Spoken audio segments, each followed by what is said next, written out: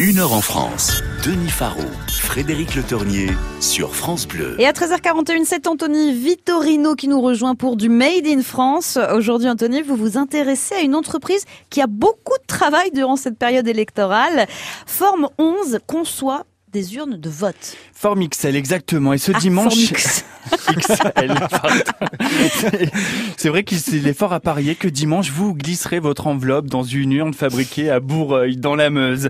C'est là que se situe le premier fabricant français de matériel électoral. La spécialité de cette entreprise est le travail du cristal de synthèse, comme le plexiglas ou le polycarbonate. J'étais déjà avec les Romains.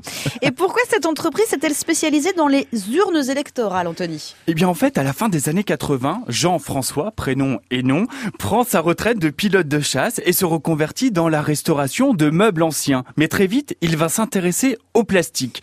Et lorsqu'en 1988, le code électoral dispose que l'urne doit être transparente, Jean-François est prêt à en produire. L'aventure démarre avec 3 salariés. Aujourd'hui, l'entreprise en compte 12. On est en 2017 entre le premier et le second tour de l'élection. On a un peu de mal aujourd'hui.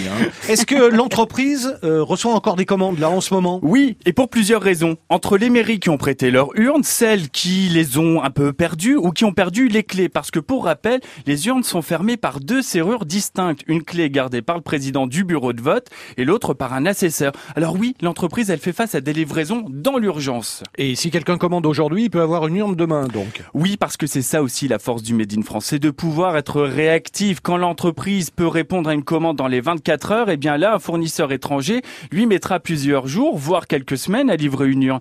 Et puis, et surtout, j'ai envie de dire, les collectivités font appel à cette entreprise pour sa qualité. Les urnes sont fabriquées avec le même matériau que celui utilisé pour fabriquer des boucliers des CRS. Et avec les législatives qui vont suivre, est-ce que l'entreprise s'attend à recevoir bien évidemment d'autres commandes assez urgentes ? Oui, alors pour des urnes et pour un autre produit phare de Forme XL, le pupitre. On estime à près de 4000 candidats aux législatives et l'entreprise prévoit de devoir produire près de 1500 pupitres pour cette prochaine campagne électorale. On les connaît ces pupitres, on les a déjà vus ? Oui, parce que c'est cette entreprise qui fournit les pupitres pour la présidence de la République et ce depuis le président Chirac.